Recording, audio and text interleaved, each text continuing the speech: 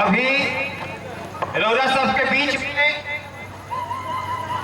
एगो किसान राम शरण और उनकर पत्नी जानकी के बीच कैसे बातचीत होता एकरा के देखनी है सब है। एगो किसान कैसे अपना बच्चा के पढ़ाए खातिर सोचेला, कितना कठिन परिश्रम करके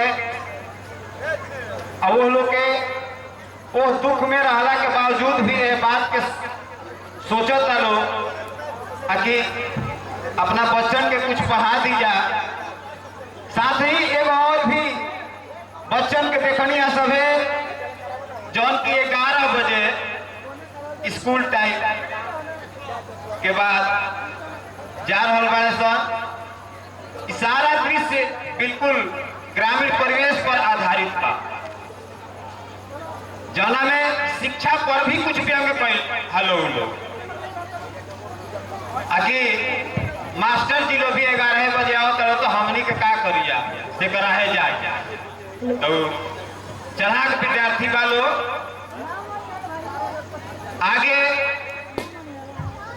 ये नाटक के नाटककार चूंकि हमनी के गांव के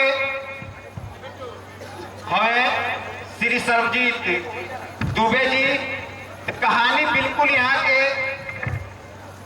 जौन गांव के वातावरण होला वही पर आधारित लिखले बानी। आगे के दृश्य देखी सब है और भी मार्मिक बा। हाँ?